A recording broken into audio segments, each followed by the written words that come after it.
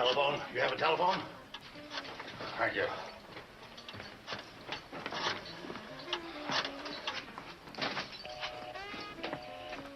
Oh, this is madness. It's becoming impossible to make a phone call anywhere in New York. You can say that again. Thank you. This is an outrage. He's making another call.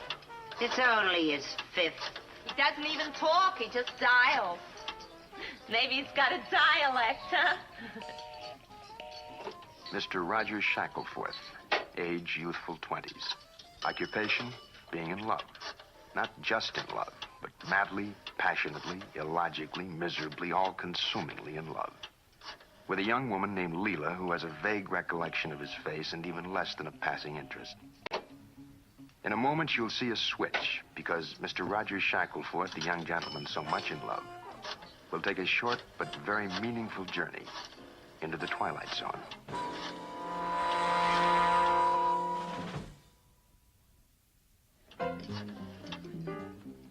Oh, I simply can't stand this. I must get in there next. I will buy your place. $1 for your place. Oh, so.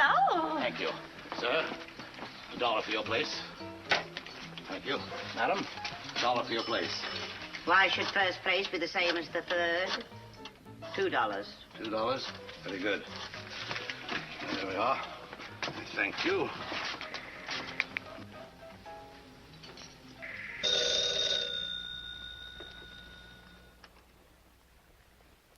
Hello? Hello, Leela, darling. It's Roger. Oh. Hello, Roger. What is it? May I come to see you? No. No, I can't. I couldn't bear to see anybody. I'm a mess. Oh, you could never be a mess. Listen, darling, I have to see you. Roger, it's impossible. I must see you, darling. Must. Furiously, fiercely must. I love you. Roger, you've got to stop this. You're acting like a baby. I can't see you now, and that's that. Well, then talk to me. Say something. Say anything. Say something? All right, Roger. I'll say something. Why don't you take a flying jump at the moon?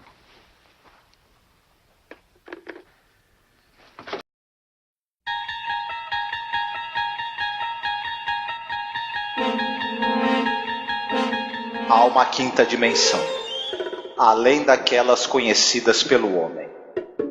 É uma dimensão tão vasta quanto o espaço, e tão desprovida de tempo quanto o infinito. É uma zona intermediária entre a luz e a sombra, entre a ciência e a superstição. E se encontra entre o abismo dos temores do homem e o cume dos seus conhecimentos. É uma dimensão da fantasia, uma região além da imaginação.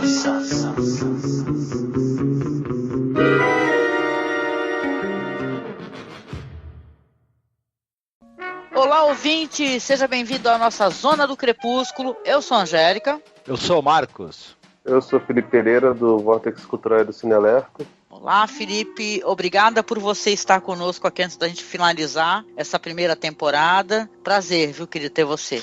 Opa, que isso, prazer é meu. Esses dois meninos, menino e menina maravilhosos, são vocês dois.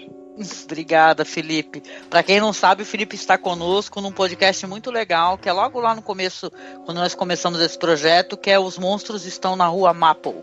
Né? O podcast ficou muito bom mesmo. Pois é, e hoje nós iremos falar sobre o episódio The Chaser, que é o episódio número 31, dirigido pelo Douglas Hayes, baseado num roteiro do John Henry Collier, né, um conto dele.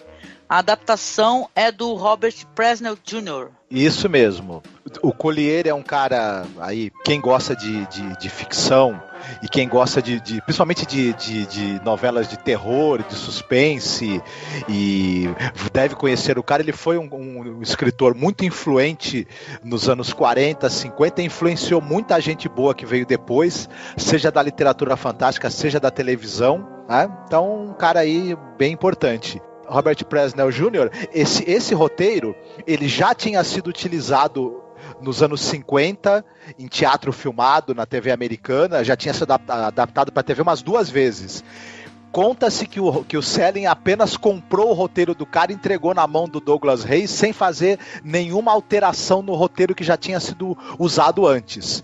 As alterações acabaram sendo ao longo da produção, por N razões ali, que, né, ideias que vieram na cabeça do diretor, ideias ali que o pessoal da equipe técnica fez, e uma outra coisa que o Selling acabou mexendo também. Mas a princípio se usou o roteiro original do Presley em cima do conto do John Collier. O episódio foi ao ar no dia 13 de maio de 1960 e conta ali com o elenco principal o George Grizzard como Roger Shackleford, nome bem louco, o John McIntyre como Professor A. Damon e a Patricia Barry como Leila. O que a gente sabe dessa galera? Eu do Douglas Reis, assim, só para dar uma pincelada, ele é um diretor que a gente gostou muito do trabalho dele aqui, do que a gente pegou na primeira temporada, tá? Porque a colaboração dele, por exemplo, no The After Hours é incrível, tá? Eu lembro que a gente elogiou muito ele. Ele realmente ele tem uma visão muito interessante, saca? Como ele grava os episódios, né? A gente pirou com The After Hours, né? Eu tava dando uma olhada também no MDB de alguns atores aqui, a Patricia Barry, né? Ela tem muita colaboração pra televisão, né? De coisas pra TV. Participou daquela série antiga das Panteras, por exemplo, né? Que eu assistia na minha juventude, gostava bastante. Nossa, e saca, é um pessoal muito gabaritado. Se tem uma coisa que esse episódio tem, eu acho que o Marcos vai concordar, não sei o Felipe, é que é muito bem atuado, né, episódio, né? O sentido de atuação é bem legal mesmo. É um elenco pequenininho, mas impressionantemente cada personagem tem seu momentinho. Até os coadjuvantes ali, aquela fila do telefone... São personagens muito característicos, mas, pô, o pessoal manda bem pra caramba, impressionante. O Douglas Reis, ele, como você mesmo falou, ele dirigiu vários episódios do Além da Imaginação, vários episódios que estão considerados entre os melhores. Ele era um cara que ele tinha uma característica, ele é um cara de televisão, né, basicamente um diretor de TV com larga experiência, mas ele ficou famoso mesmo pelos episódios que ele dirigiu no Além da Imaginação, e ele tinha uma característica muito boa, que era o seguinte: ele trabalhava muito bem com o pessoal do design de produção, com o pessoal dos figurinos, o pessoal da cenografia. Ele vivia dando ideias, falava, não, troca isso daqui, faz esse cenário desse jeito. Ele tinha um domínio muito grande dessa questão toda do uso dos objetos e da cenografia para contar a história. E ele também se metia muito na parte da fotografia, ele também ia lá dar pitaco em tudo. Então era um cara que o Rod Selling tinha muita confiança nele. Ele entregava na mão do cara e falava, pode fazer que eu sei que vai dar certo. Inclusive, nesse episódio específico, ele acabou sugerindo algumas mudanças e introduzir algumas coisas em questão de cenografia. Por exemplo, a biblioteca, né? Em que o personagem aparece, que acabaram gerando um custo alto, né, fazendo o episódio ficar muito mais caro, mas os caras deram carta branca para ele e pagaram ali o que foi preciso, né? E você, ô Felipe, você escolheu o episódio, mas aí tu já tinha assistido, já tinha tido uma percepção interessante, ou foi uma primeira vez mesmo que tu assistiu? Cara, eu assisti esse e alguns outros da primeira temporada há muito tempo atrás, mas para ser bem sincero, eu não lembrava muito dele, não. Eu me guiei mais pela sinopse do que qualquer outra coisa. Quando eu fui vendo que eu lembrei, na verdade, que eu já tinha visto. E, cara, é muito louco, né? Porque, enfim, eu acho que eu já falei isso nos outros episódios, provavelmente as outras pessoas também já falaram. Os outros convidados também já falaram isso. Tipo, Twilight Zone surpreende porque são episódios extremamente curtos e especialmente numa época como hoje, que a gente vê que até serviços de streaming e canais que geralmente fazem temporadas mais curtas, né, com 10, 11, às vezes até menos de 10 episódios, você vê capítulos cada vez maiores, né? A gente acabou de terminar, pelo menos na época da gravação, acabou de terminar Game of Thrones com episódios de quase 90 minutos e tal. É muito impressionante quando eles conseguem apresentar uma história sucinta e, cara, cheia de camadas, cheia de coisas para você discutir, para você apreciar. Aqui no Brasil, o episódio talvez tenha saído realmente como caçador. Mas uma coisa interessante que a gente pode colocar, que a gente tem um rol das curiosidades aqui, né? Não sabia disso, né? Veio ao meu conhecimento depois, que na verdade foi um episódio também de uma série de Tales from the Crypt, né? Os Contos da Cripta, né? Que é, olha só, eu achei isso uma coincidência, Felipe. É uma coisa meio assim, as estrelas se conjuminaram, porque é justamente o episódio que tem de novo o Andrew McCarthy, né? Nessa reformulação lá, que é lá dos anos 90. Tem o Andrew McCarthy e a Mariel Hemingway. Vou falar um pouquinho mais depois que o Marcos fizer a sinopse. Marcos, faz a sinopse então pra gente poder comentar um pouquinho sobre o episódio, querido. O jovem Roger Shackelford, ele é um carinha na casa dos 20 anos e ele está perdidamente, desesperadamente e estupidamente apaixonado pela bela jovem Leila. Ele está ao telefone tentando falar com ela, ela já desligou na cara dele umas 4, 5 vezes. E um senhor que está na fila ali também, esperando para usar o telefone, e não conseguindo, porque o Roger não larga daquele telefone de jeito nenhum, apesar da moça não estar querendo atender, ele sugere para ele que ele vá procurar um determinado cara que vai resolver o problema dele, que o cara tem a solução para aquilo. O Roger vai até esse sujeito, que é um tal de professor A. Damon, ou Daemon, né?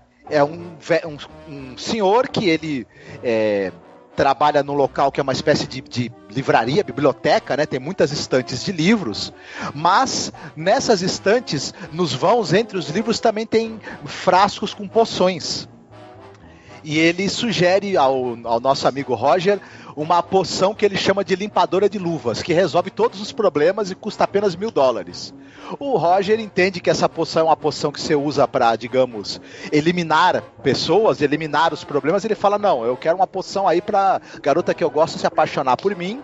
Ele acaba comprando essa poção do professor Daemon, que ela custa bem mais barato do que a poção para eliminar problemas, que a poção para você fazer alguém se apaixonar custa $1, é bem baratinho, e o professor ainda fala que tá caro, $1. O Roger vai pegar essa poção e vai usá-la para tentar finalmente conquistar a sua amada, com consequências que ele não imagina quais serão, a gente vai descobrir ao longo do episódio. Bom, eu já vou explanar logo no seguinte, uma coisa que eu vejo o mérito do episódio enquanto produção, mas é um episódio que basicamente eu não gostei. Eu não gostei da temática, é uma coisa que eu venho criticando, né, e claro, elogiando muitas outras, né, que é um episódio que eu acho que tem um tom meio misógino, meio esquisito, assim. Primeiro que o cara é um stalker, né, que a gente tava comentando, né, se fosse hoje um episódio que se chamaria o Stalker, né, porque é um babaca stalker que não largava da mina. E aí depois foi lá, arrumou uma poção para que ela se apaixonasse por ele. Aí depois, quando ela se apaixona por ele, ele tá desinteressado pelo excesso, né, tanto que o boticário lá, esse homem aí que se chama A. Damon, né, que parece para mim até uma representação do demônio. Parece uma história fáustica também, de certa maneira. Mas não atinge, talvez, as mesmas cores, sei lá, do que essa versão lá do The Tales from the Crypt, né? Porque ali sim vai ter um desfecho que é mais merecedor desse tipo de personagem. Mas o lance eu achei um episódio interessante, basicamente. Não sei, hoje em dia talvez as pessoas falassem que é um clichê, uma história assim, mas com certeza na época eu acho que não era, né? Era uma coisa nova, né? Uma coisa incomum, né?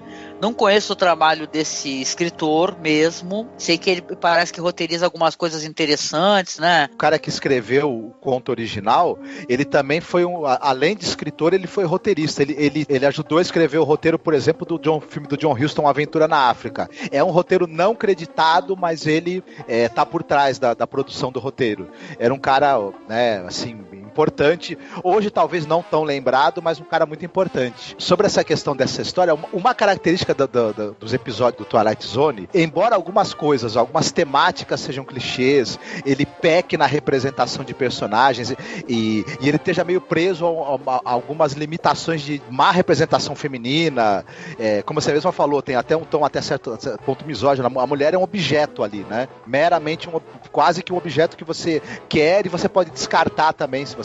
Enfim, são umas questões muito problemáticas. Agora, se tem uma qualidade em todos os episódios, é que estruturalmente é um negócio perfeito. Assim, do ponto do cara que tá na fila do telefone ser um cara que acredita em comprar as coisas por $1, ele vai influenciar o cara para ele ir atrás do cara e comprar essa poção por $1 também, e ter todo esse desenvolvimento, tudo é perfeitamente amarrado, né? Um negócio assim que você não encontra uma pontinha ali que você fala né? Depois outras versões, né, até do Além da Imaginação, eles superam a série original na questão da representatividade, da discussão de questões importantes e tudo mais, que a série original fica a dever. O que ela não fica a dever é no fato dela ser estruturalmente sempre perfeita, tanto o roteiro quanto depois a produção, né? Que esse episódio também ficou conhecido por conta do design de produção, da fotografia, que costuma ser meio que impecável, né, nos episódios, e também das atuações, né? Ele tem aquele padrão de qualidade em que tudo é estruturalmente perfeito. Ele talvez, como você mesmo falou, né, ele seja o episódio menos brilhante dentro do negócio por conta dele ser meio clichê e dele ter uma representação feminina que peca bastante, né? Não, então, cara, eu vou ser bem sincero, eu vi o episódio e eu acho que as questões que ele peca são questões que ferem bastante a nossa ideia atual do que é uma representação de vários personagens, né? Acho que não é nem só a mulher, acho que a mulher ele peca mais, mas nos outros ele também acaba se equivocando, muito por essa questão de não se passar no nosso tempo e, enfim, o julgamento que ele acaba estabelecendo é bem diferente, muito por conta da época que ele foi lançado, né? Ele é de 1960, e eu lembro, por exemplo, de um monte de coisa que acontecia na série Jornada nas Estrelas, né? A do Kirk e do Spock ainda, lá do William Shatner. Cara, se você for ver, hoje em dia você se sente até incomodado, eu pelo menos me sinto, com a quantidade minúscula de roupa que as meninas normalmente usam nos episódios. Quase todos os episódios as garotas estão, sejam elas robôs, sejam elas androides, sejam elas alienígenas ou tripulantes da Enterprise, você vê elas com mini saias ou maiô, sabe? É uma representação bem escrota, mas que era extremamente comum na época e que, assim, a realidade é que com o tempo as coisas foram mudando. Jornada nas Estrelas acabou que nas outras encarnações também sexualizava bastante as mulheres, e acho que a única que não sexualiza tanto assim é essa nova aí, a Discovery, né? No final das contas, os produtores, né, por mais que fossem cabeças bem diferentes das 3 encarnações, né, da época da nova geração, que era mais ou menos a mesma que fez todos os derivados até a Enterprise, a Discovery é bem diferente e o pessoal da série clássica também é bem diferente. Eu até acho que esse episódio ele é bem mais tranquilo em relação a isso do que é a Jornada nas Estrelas, por exemplo, que é de 6, 7 anos para frente, né? E assim, ao meu ver, essas questões de má representação, principalmente da mulher, é um atalho dentro do roteiro mesmo, né? Tipo, ele apela para uma questão arquetípica para mostrar o quanto uma escolha de compra e de tentativa de manipulação do personagem principal é errada. Então, no final das contas, a mulher ela é representada de uma maneira muito clichê, mas todo esse comportamento de grude que ela tem em cima do sujeito depois de tomar a poção é culpa do sujeito que faz isso. Porque o cara simplesmente não sabe o que ele quer. Ele primeiro não entende que ele não deve forçar a barra no relacionamento, ele não deve perseguir uma mulher sem que ela esteja retribuindo os gracejos dele. Ela fala não e ele passa por cima disso, ele ludibria ela, ele entrega faz ela tomar um negócio que ela não queria tomar. Ele praticamente obriga ela a tomar o champanhe lá com a poção. Tipo, ele não entende que não é não de jeito nenhum, precisa se esfregar isso na cara dele e, tipo assim, depois que acontece aquilo, ele começa a perceber e começa a ter as consequências desenroladas em cima dele mesmo, né? Eu acho que, assim, toda a questão a partir do momento que ela toma a poção faz com que ela se torne... Toda essa situação faz com que vira uma parada meio de contos de fadas ao contrário, né? Tipo, aliás, na verdade é um conto de fadas ipsis literis, que normalmente você via lá antes dos anos 60, os contos de fadas, as personagens femininas, elas normalmente eram as garotas reféns, né? Era aquele personagem feminino padrãozão escroto de mulher que depende do homem, de mulher que só conversa coisas relacionadas ao marido, ou ao futuro marido, ou o namorado, ou as pessoas que cortejam ela, né? Só que colocado sobre um ponto de vista diferente, né? De a coisa ser tão, entre aspas, perfeita e doce que estraga, né? Eu lembro que tem um episódio do Maluco no Pedaço que o Will Smith ele fala que ele quer casar com uma mulher que seja super boazinha com ele, que dê filhos pra ele, não sei o que. Tipo assim, aí ele chega em casa, ela faz massagem nos pés dele, os filhos são super bonzinhos, são muito parecidos com o Carlton. E aí, tipo assim, ela fala assim, você não quer fazer um sexo aqui antes da gente sair e conversar sobre os seus problemas, porque os meus não? E aí ele percebe, caraca, nossa, isso é tão merda.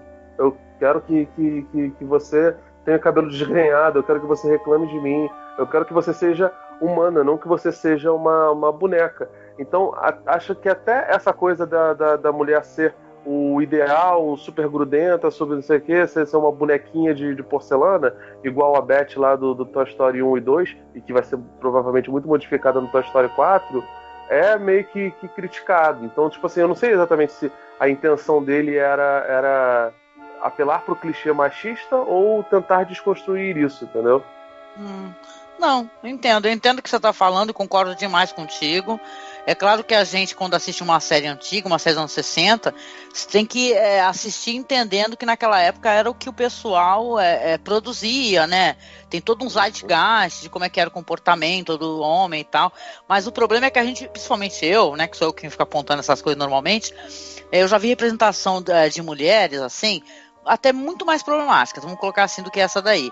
Nesse caso, não é nem...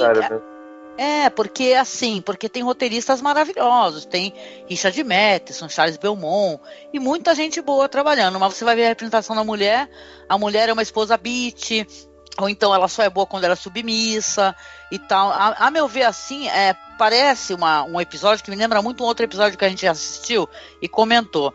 Aquele lá do escritor, que ele vai falando das coisas no gravador e vão aparecendo. Aparece para ele a mulher perfeita, como ele acha que é a mulher perfeita, e coisa da idealização da mulher, né? Então isso me incomoda e eu, apesar disso, eu acho o episódio interessante, mas assim, naquela que hoje em dia é complicado para mim assistir, você entende?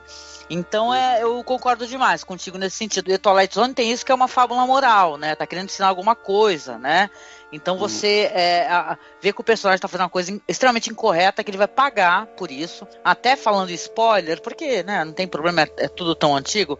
No Contos da Cripta, nesse episódio aí, que tem o Andrew McCarthy e tal, a Mariel Hemingway, ele compra essa poção do amor, que é de um senhorio, no caso, né, porque ele tá obcecado por essa mulher. Aí ela se torna uma mulher totalmente obcecada por ele, por agradá-lo, exatamente como acontece nessa situação, sabe, de a mulher ficar ali aos pés do cara, posso massagear seu pé? Ai, querido, eu adoro ficar ajoelhada aqui aos seus pés. Então isso é meio foda, né? Nesse caso é interessante, porque ele se fode no final, né? Ele pede essa poção, primeiro do amor, quando ele vai pedir a poção, que é a poção da morte, aí ele se banana com as taças, e ele acaba se matando.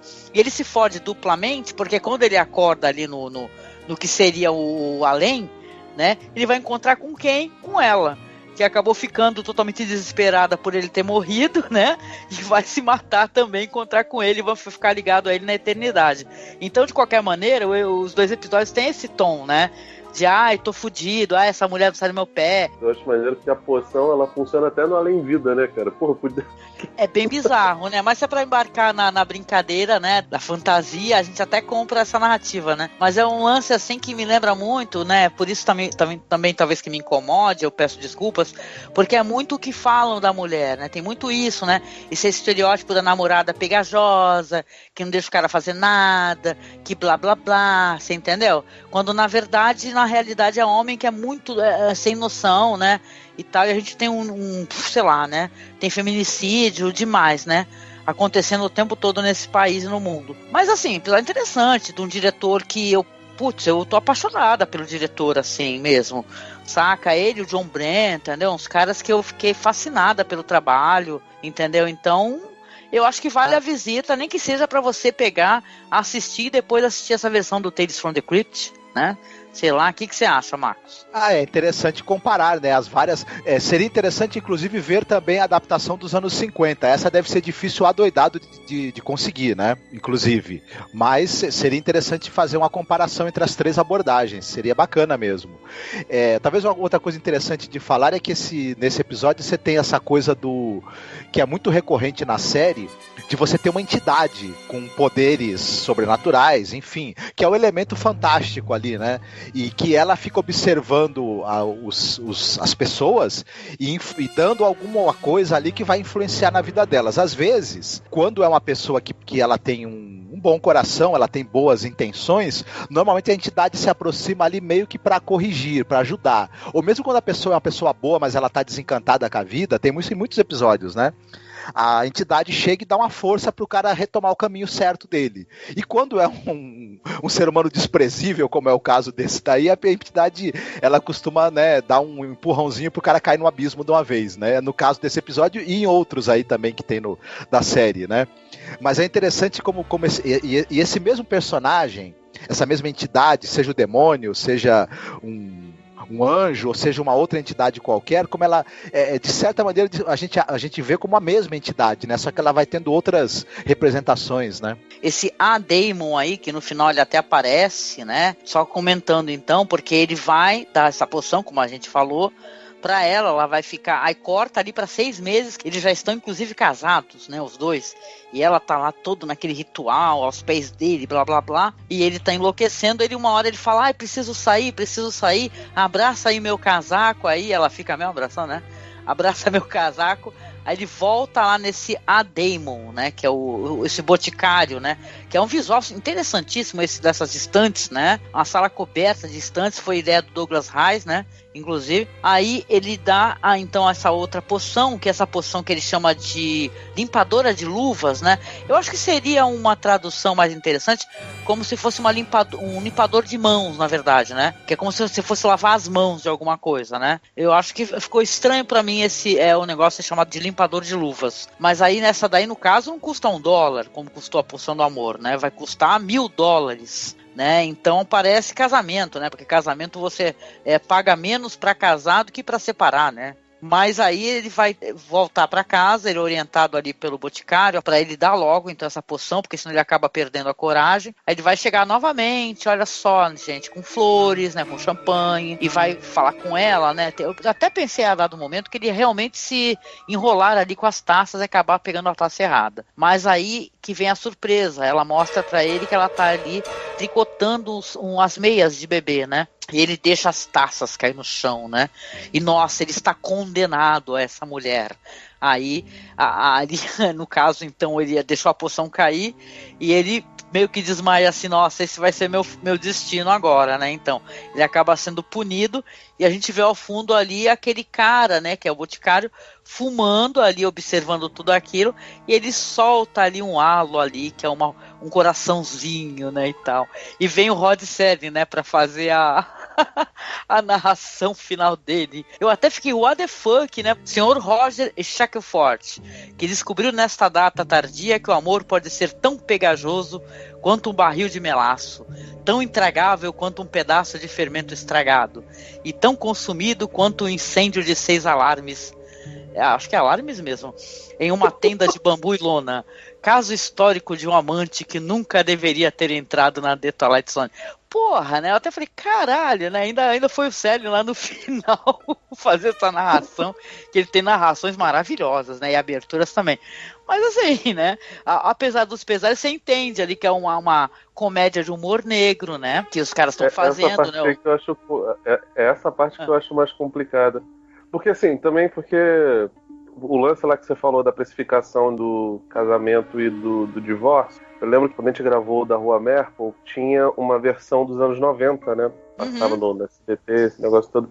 Acho que eu não sei se esse episódio teve outras versões, acredito que não, porque vocês falaram que teve do Contos da Cripta, que foi mais ou menos a mesma época, mas se ele fosse feito nos anos 90, talvez esse lance da precificação de R$1.000 a mais para um negócio que simbolizaria o divórcio, R$1.000 não, 1.000 vezes mais o preço do casamento que simbolizaria o divórcio, né? O divórcio é muito mais caro do que o casamento. Talvez fosse visto de uma outra forma, porque os anos 90 tiveram muitos divórcios, foi ali o começo, né, dessa desconstrução da imagem das pessoas desquitadas como pessoas fracassadas, né? Nos anos 60, casamento era uma instituição ainda mais sólida do que é hoje em dia, do que era, por exemplo, nos anos 90. Mas, assim, esse lance eu acho bem complicado, porque, no final das contas, ele acaba fazendo um julgamento de valor muito forte, né? Essa questão moral mesmo sendo um conto de humor negro, é um bocado pesado, né? E aí ele pesa a mão pra caraca pra mostrar a mulher como hiperdependente do sujeito. Esse negócio como se o casamento fosse uma prisão, né, e tal, né, pra ele, né? Ele vai ter que ficar casado. Talvez seja isso, uma crítica ao casamento, né? A essa união que sei lá. Eu acho que é mais uma crítica à pessoa que entra no relacionamento idealizando as paradas, achando que a outra não é humana, né? Cara, todo mundo tem seus momentos ruins, né, cara? Você acha realmente que você vai casar com seu amado ou com sua amada e ele vai peidar cheiroso? Ele vai no banheiro, vai sair leite de rosa? Não, gente, as pessoas pedem, as pessoas suam, as pessoas perdem cabelo, tem caspa, tem um monte de coisa. O casamento, parte do casamento é isso também, sabe? Você tem que conviver com os defeitos da pessoa e amar ela com esses defeitos. Porque amar uma pessoa só pelas qualidades dela, porque ela é bonita, esse negócio, isso é uma balela escrota, assim... Nossa, não idealize as pessoas, pelo amor de Deus, não. A beleza passa, sabe? O casamento faz parte dessas coisas. Então, nem sei se a crítica dele é a instituição casamento, tanto que ele coloca lá que o casamento tem um preço X e o divórcio tem um preço 1.000X. Mas, de qualquer forma, ele fala sobre esse lance de você idealizar as pessoas e bate de frente com esse lance do sujeito mimado. Porque o cara, no começo, ele ligava pra menina e insistia que ela atendesse mesmo que ela não quisesse. Ela desligou na cara dele 4 vezes. E depois, quando ele tem o que ele tanto queria, ele não consegue conviver com aquilo. Ele não gosta. Ué, irmão, o que você quer? É um homem mimado, né, e tal, né? Ele quer tudo que ele quer e quando ele consegue, desinteressa, né? Olha, hoje não precisa nem dessa poção, né? Quanto homem que tem isso, né? Eles fazem mais questão de conquistar e quando eles conquistam, começam a só propalar defeitos, né? E tal. Não esqueço aquele vídeo de um idiota lá, até compartilhei, fiz questão de compartilhar, do cara que ele transava com a namorada sempre no escuro. Aí ele fala assim no tom mó dramático, sabe? Ele tá chocadíssimo. Que aí um dia ele foi transar com ela com luz acesa. Meu Deus, ela tem estria, a vida dele acabou. Ele terminou tudo com ela. Então, saca? Tem esse negócio do cara que nem é... Olha, às vezes acontece isso com um homem bonito, mas normalmente com muito homem feio, né? Que os caras, eles não têm espelho em casa, né? Eles querem uma perfeição da mulher que eles estão de sacanagem. Eles não têm perfeição nenhuma, às vezes, né? Eu li um mangá recentemente chamado Virgem Depois dos 30. Fala sobre um fenômeno lá no Japão muito bizarro. Angélica, até recomendo que depois vocês deem uma olhada. Acabou de ser lançado Virgem Depois dos 30. Eles falam sobre caras de meia idade. Aparentemente, de 4 solteiros no Japão com mais de 30 anos, um é virgem. E, cara, assim, é bizarro. Como os lugares onde eles trabalham com cuidado de idosos, a maioria. Tem alguns otakus que só se relacionam, entre aspas, mentalmente com personagens bidimensionais. E, cara, assim, uma problemática hoje em dia, onde tem incel acontecendo e esse tipo de leitura é tipo assim, é mega pesada, mas é mega atual. E assim, a realidade é que os incels, que é um negócio até que muita gente tem discutido por conta do que aconteceu em Suzano, né, no começo do ano e tal, que são os virgens involuntários, né, os involuntary celibatary. Desculpa meu inglês macarrônico. Eles não são, que eu também sou assim. Eles não são incel, não são assim porque são virgens, tal. Alguns só se relacionam com mulheres basicamente ou à força ou pagando, sabe? Então, tipo assim, esse tipo de mentalidade é um negócio que está muito impregnado em alguns países, Algumas pessoas aqui no Brasil têm isso, no Japão tem, e nos Estados Unidos também tem. Esse comportamento desse menino é bastante desse jeito. Tipo assim, ele não consegue olhar pra si e ver que ele não é interessante o suficiente pra menina e nem conquistar ela pelos méritos próprios, e ele tenta forçar a barra como se fazendo as coisas daquele jeito, se obrigando ela, enfim, basicamente convencendo ela por meio da força, desse certo. E, cara, a gente viu que não deu. Né? Tanto não deu que a coisa foi pro vinagre e ele acabou, enfim, atingindo um lado dela extremamente chato e certamente machista. Você não tá errado, Angélica, óbvio que não. Sim. Mas, cara, é isso, né, cara? Você não deve ficar projetando nas pessoas qualquer tipo de comportamento e também deve enxergar quais são os seus defeitos pra conviver bem, né? Nem pra você ser um par ideal, é pra você conviver de maneira, sabe, ordeira dentro da sociedade. Ah, legal, Felipe. Gostei muito do que você falou. Perfeito o que vocês dois comentaram. Eu acho que pra mim tá de bom tamanho, tá bem dissecado aí tudo que o episódio, tudo que ele diz e as discussões que ele traz também. Uhum, tá certo. Então tá bom. Vamos lá então para a sessão de recomendações, sempre começando com o convidado. E aí, Felipe, você recomendaria alguma coisa que te recordasse assim, a temática, o que subverta essa temática? Fica à vontade. Eu recomendo o mangá que eu citei, né? O Virgem Depois dos 30, que fala sobre... acabou de ser lançado, né? Curtinho, tem acho que menos de 100 páginas, Angélica. Ele é aquele formatinho pequenininho, fala sobre essa problemática do Japão, né? E tem acho que mais de 2 milhões de virgens de meia idade, sabe? É um mangá documentário, na verdade. São 8 histórias e tem acho que uns 9 casos. Tem até a história de um ator pornô que se matou. É o único que tem o nome dele dito o nome original dito no livro, né? No livro / mangá. Então tem isso e, assim, a recomendação é, se você é homem, não seja um merda, sabe? Você pode esperar que a mulher ou o homem, caso você seja homossexual, retribua as coisas pra você. Não força nada, não. É melhor ser honesto e não ser um bosta. Exatamente, meu amigo. Concordo demais com você. E você, Marcos, qual que seria a sua recomendação? Pois é, é um filme que ele se aproxima talvez um pouco desse tema, mas não exatamente. Mas é um filme que eu gosto muito, eu nunca tinha tido oportunidade de indicá-lo, que é o Lars and the Real Girl, ou A Garota Ideal, que é um filme de 2007 com o Ryan Gosling e com a Emily Mortimer. E tem um pouco disso... Você gosta? Então, foi você que me indicou, inclusive. Eu acabei assistindo por tua causa e é um filme que eu acho muito interessante. Ele pega um pouco isso da pessoa que idealiza uma relação, idealiza de maneira errada, claro. E basicamente, para quem não assistiu o filme ainda, é um sujeito que, por ser extremamente tímido, ter dificuldade de relacionamentos ou ter sofrido desilusões, ele se apaixona por uma boneca, né? Boneca mesmo, manequim, enfim. Só que vai ter um percurso... Aquela boneca brasileira, né, cara? Isso. Só que vai ter um percurso desse personagem para ele perceber o absurdo disso e ele aos poucos, com a ajuda de pessoas de verdade, de uma pessoa que gosta realmente dele, inclusive, ele começar a perceber que ele tem que abandonar essa idealização e tentar se relacionar de verdade com as pessoas. Então o filme também tem esse percurso que o personagem faz, diferente do personagem do Twilight Zone, que é um cara escroque que não, né, acaba sendo punido. É bem interessante de assistir. É uma interpretação muito sensível do Ryan Gosling. Ele é um ator que nem sempre me agrada, mas nesse filme, por exemplo, eu gostei bastante da atuação dele. Que maneiro. Eu lembro que é muito interessante essa temática desse filme aí. Bom, na minha recomendação aqui, eu vou trazer um filme que eu adoro, porque é um diretor que eu gosto muito, que é o Takashi Miike. Ele é um diretor que tem muito essa temática assim do terror, né? Mas ele tem de tudo, ele não para de trabalhar. Já passou dos 100 créditos no IMDb. E ele tem um maravilhoso Audition, né? Que seria o Audição, que é um filme de 1999. Vai contar a história de um cara, que o cara é empresário, e o cara ele tá viúvo já faz alguns anos.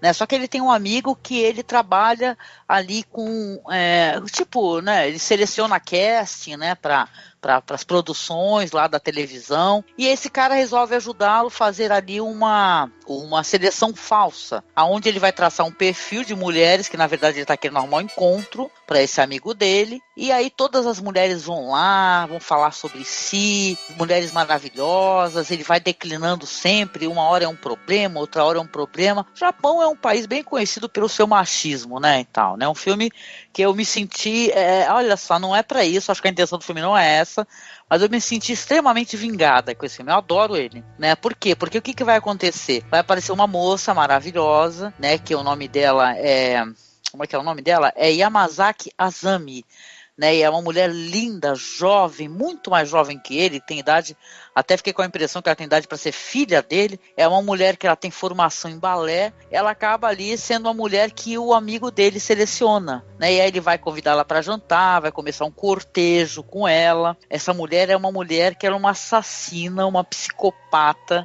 daquelas assim de, saca, de que você atravessaria a rua com toda certeza, né? E esse homem vai encontrar nas mãos dessa mulher o horror absoluto, né? Ou seja, né, ele é tão seletivo para arrumar mulheres, né? E ele, para azar dele, olha só, arrumou uma bela psicopata. Então, é um filme que ele acaba, para mim, até porque tem o Kiri durante o filme, que é, nossa, eu dei risada muito alto disso. É terrível, gente. Desculpem, quem for assistir, não me xinguem, né? Se você não tá acostumado com cinema muito gore, né? Com muita violência, mas ele se ferra de uma maneira inacreditável no filme. E é isso, né, cara? Eu acho que é um belo filme, né? Apesar da temática, que é uma temática bem pesada, né? Você com certeza deve conhecer, né, Felipe? O Marco sei que também gosta. Não, eu gosto muito do Takashi Miike, mas é foda. Você vê 20 filmes do Takashi Miike que você não chegou nem no 10º da filmografia dele. Não, esse daí ele trabalha muito. Pô, mas é muito doido, cara. Eu gosto pra caralho dele. Ele é foda, né? Eu gosto muito do Audition. Sou muito apaixonada por alguns diretores japoneses, assim. O Takashi Miike, com certeza, é um deles, sabe? É um dos melhores episódios de Master of Horror, é o dele, saca? Então ele é o cara do gore e da violência, né? Então é muito interessante, mas lembrando para quem for aceitar a recomendação, que é um filme que tem cenas fortes, tá? Então se prepara, quem for se prepara, tá? Porque o pessoal que vai ver Takashi Miike e não espera violência, né, cara? Não, tem muita gente que escuta esse cast que não conhece muito, assim, né? Essas temáticas de cinema, pode ter uma surpresa terrível aí. Não, o Takashi Miike é o cara que ele é conhecido por cortar o braço dos atores dele de verdade. Então, o pessoal que sai maneta sai de verdade. É só ator do método. Tem um filme chamado. Tem um filme chamado, acho que é Ruby Sparks, cara. Não lembro o nome dele aqui no Brasil, que é parecido com o do Ryan Gosling, assim, mais ou menos, né? Que o Marcos acabou de sugerir. Que é o escritor, ele escreve uma menina, e aí a garota sai do papel, enfim, também faz um inferno na vida dele. Só que, obviamente, ele problematiza mais algumas questões lá. Não é, tipo, super machista como é o episódio que a gente viu hoje. Ele é uma influência direta do episódio 36 de The Twilight Zone, o A World of His Own, que é esse que eu tô te falando do escritor que fica gravando as coisas, as mulheres aparecendo, mulher perfeita. Não sei se tu lembra desse episódio, é o último dessa temporada. Ah, eu lembro vagamente. Que doideira, velho. Mas é legal o Sparks, né? Mas eu quero agradecer aqui ao Felipe. Detalhe, né, Felipe? Te agradecer por você estar com a gente no começo e também estar com a gente no final, né? Porque ele tá chegando aqui nos últimos episódios da temporada. Queria que você falasse um pouquinho do seu trabalho na internet, convidasse as pessoas a visitar, a ler os seus textos, suas críticas. Fica à vontade, meu amigo. Opa, bom, primeiramente é um prazer, né? Eu estar conversando com vocês, adoro o Cine Masmorra, eu ouço pra caramba. Eu tava até conversando com a Angélica. Eu ouvi recentemente o Erotismo no Cinema lá, que estão vocês, tá o Douglas também, aquele rapaz que. Douglas sem camisa aqui em casa, crocante, não é um negócio. Né? O Douglas é crocante. Eu não sei, você tem que ver esse menino. Enfim, adoro o Cine Masmorra, acho a iniciativa de vocês com Além da Imaginação muito legal. E se vocês quiserem, se os ouvintes quiserem saber um pouco mais das minhas ideias, eu tô lá no vortexcultural.com.br. A gente acabou de gravar um podcast sobre Game of Thrones, que a gente falou mal pra caramba, ao contrário do podcasteros aí, que a Jérica participa de vez em quando, porque porra, o pessoal é entendido, a gente não é entendido, a gente só falou mal, só ficou reclamando. Tem que ver o Rafael reclamando lá que, vocês ficam chamando os bichos de cachorro, não sei o quê. E eu também tô no Cine Alerta, a gente também gravou muitos podcasts sobre o Game of Thrones e fala direto sobre os lançamentos da semana. E eu tenho um canal no YouTube da minha produtora, que é a Brisa de Cultura. A gente tem lançado mais coisas de música lá, clipes de artistas independentes. É isso, gente. É um prazer aí. Se quiser chamar de novo, só chamar. E tamo juntos. Tamo juntos, meu amigo. Por favor, ouvinte, vai lá visitar o Felipe, que é um amigaço da gente. Crítico muito legal de cinema. Uma pessoa maravilhosa. Agradeço de coração a tua presença, amigo. Valeu. Aí agradecendo também ao Marcos pela participação mais uma vez, né, nessa odisseia de podcasts. E aí, Marcos, você quer deixar um recado final pra gente finalizar aqui, uma mensagem? Ah, sim. A gente precisa olhar bastante pro outro, né? Entender o que o outro quer, o que o outro não quer. Deixar nossa idealização um pouco de lado e ter olhos abertos para poder enxergar integralmente a outra pessoa que está perto ou a outra pessoa que pode não estar querendo estar perto da gente também. Bom a gente perceber quando é uma coisa e quando é outra, né? Então isso aí é uma das fórmulas da felicidade sua e de não encher a paciência dos outros. Parabéns. Com certeza. E chegando no finalzinho aqui, eu quero agradecer a você, ouvinte, por estar com a gente. Lembrando que a gente tem as nossas páginas lá no Facebook, que é Masmorra Cine e também Além da Imaginação Podcast. O nosso grupo, onde a gente troca ideias sobre os episódios, está crescendo muito o nosso grupo. Ele é um grupo muito legal para fãs de Além da Imaginação, que esse é o nome do grupo. E nos apadrinhar, tá? Seja nosso padrinho, seja nossa madrinha. Clica no link, doe algum valor, tá? Para que o nosso projeto consiga continuar. E é isso. A gente deixa um beijo para vocês e a gente se encontra no próximo episódio de Além da Imaginação. Beijo, tchau. Fiquem bem. Opa, tchau. Fiquem com Deus. Ou com a entidade que lhes convê. Que lhes convê.